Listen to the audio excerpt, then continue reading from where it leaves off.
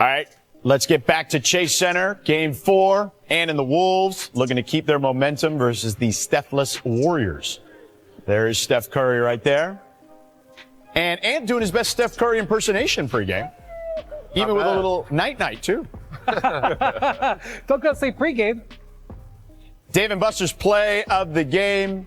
Look at Ant right here before the half. Dave Pash, Tim Legler, Katie George on the call. Pash nailed that one, just like Ant did from 30 feet. They double teamed from 30 feet. Wow. Still made it. Yeah. Here's Ant.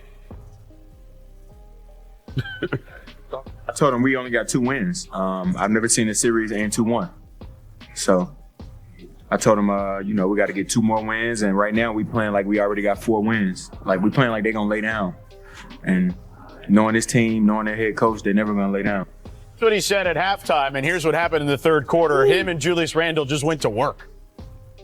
Yeah, it got ugly. Now Juju got hot. He had a great series all series long. He's been balling all playoffs long. Yeah.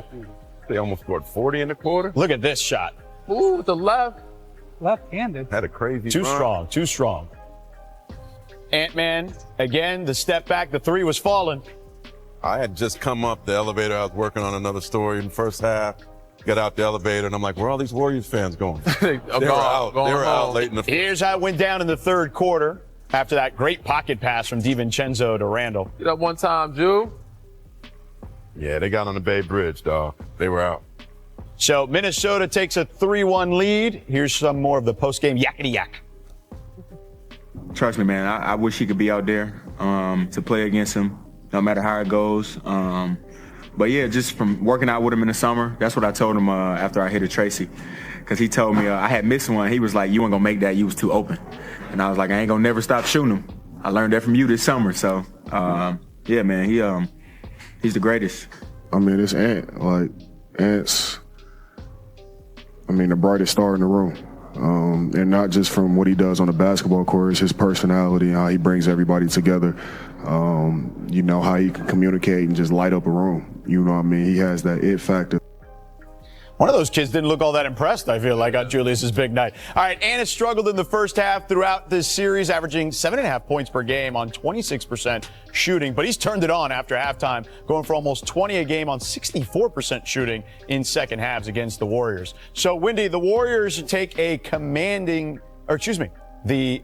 T-Wolves take a commanding lead, led by Anthony Edwards. All right, they've been here last year, but why will this go around go differently? Well, I think last year, they got up 2-0 on the road in Denver. They come back home and they let the Nuggets take 2 games from them. They end up winning in 7. By the time they got to the conference finals, they were totally emotionally and physically and mentally gassed. So I think they see a wounded team here with Steph out.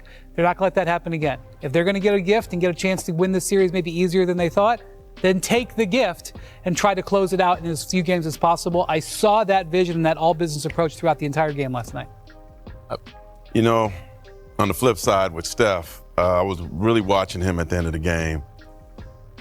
Banged his chair once. He talked with Jimmy, who was sick. I'm sure it was an interesting conversation there. And then when the game was over, typically the injured dude's gone first. He was the last one to leave. He's kind of looking around the arena, taking it all in, which likely was for the last time. After the game, I went up to him and asked him about playing tomorrow. And he basically told me it was unlikely. And I told him that Draymond had said in the press conference that they didn't want him to be Superman. And he basically said, there's no way I could be Superman. Even if he wanted to. Even if I wanted to. Right. So, yeah, it's beginning of the inevitable, it appears. And obviously there's some hope that Steph could come back for Game 6, but based on what I'm seeing, this team is out of gas, man. Yeah, pack them up. It looks like they're going home. And I knew when Steph got the injury that it was going to take some time. A hamstring, I don't know if anybody's had one before. I've had one. It takes, if you want to be safe, probably about 2 weeks before you can come back and exert that type of explosion for playoff energy. A week and a half is really pushing it. But even Jimmy's play, just watching Jimmy play last night, it told me that Steph's not coming back. Because if he had any idea that Steph had a chance of coming back, he would have given his all and tried to find a way to get them one win so that Steph could be back for Game 6 or 7. But Jimmy last night, even though he is older, I know he's getting gassed. He's not able to do what has done in the past in Miami.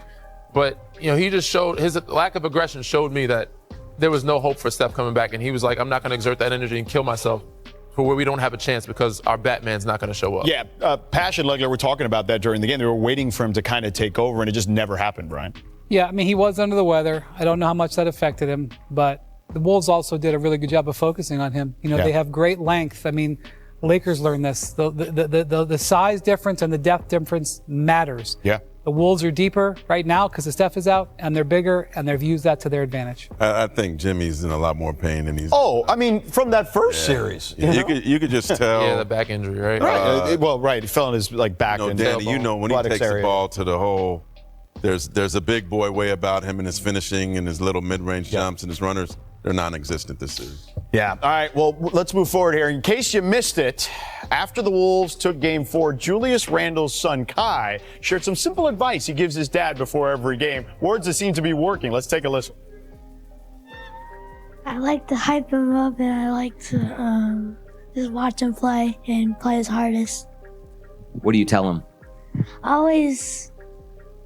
don't know. I just tell him to lock in and play good. Good advice. He's ready to be a coach. The NBA last night. We haven't even discussed the draft lottery yet. The Dallas Mavericks shocked the league, and with the #1 pick in this year's NBA draft, they had a 1.8% chance, okay? The team that traded Luka Doncic this winter now has an opportunity to draft Cooper Flagg, a possible franchise-changing player. Here's a look at the odds to win the top overall pick for the teams that landed in the top 5. I mentioned the Mavs, 1.8% chance to win the lottery. Came through. The Spurs only had a 6% chance to win it and wound up moving to 2. And check out the reaction here from the Mavs front office, Nico and company, when they heard the big news last night. The second pick will be made by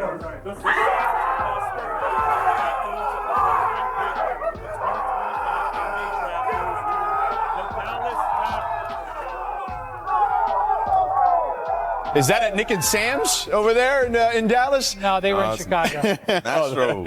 Oh, there you go. Here, the looks on their faces tells you everything you need to know. Cooper Flagg might be a lock to go #1, but Flagg is at the NBA Combine today in Chicago taking part in drills with all the top draft prospects. Our draft expert, Jonathan Givony, is on hand now here with us. Hey, Jonathan, thank you for joining us. What did Cooper Flagg show the scouts today? George, first of all, he measured taller than expected. He seems to have grown an inch in the past year. He's 6'9" in shoes, 7-foot wingspan, 221-pound frame. Similar dimensions to Scottie Pippen at the same age. Now came into the building today full of life, full of energy, in every drill, talking to everybody, bringing energy, helping, the coaches, and went into the drills and shot it exceptionally well. The star shooting drill didn't miss. Went on a long stretch where he looked like he was making every shot. He was obviously the #1 pick going in, but nothing he showed today diminished that standing. Cooper Flagg is going to be the #1 pick. The Dallas Mavericks have to be thrilled to get this kid on their team. Yeah, I don't think there's any question about that. Jonathan, thank you so much for the time. Keep up the great work, my man. What's your favorite team? Comment below, and if you liked the video, please leave a like. This really helps the channel grow and brings you even more content. Oh, and if you're not subscribed yet, what are you waiting for? Click the subscribe button and activate the bell to receive all notifications. With each game, we notice that the NBA is getting more competitive every day, and all the teams are looking for reinforcements to win the championship. And only here can you follow your favorite team daily with incredible content from different sources. Here on the channel, there are new videos every day with analysis, curiosities, and the best moments in basketball. That's it for today, folks. Thanks for following along. The NBA doesn't stop, and neither do we. Until the next video. NBA, the passion that connects us.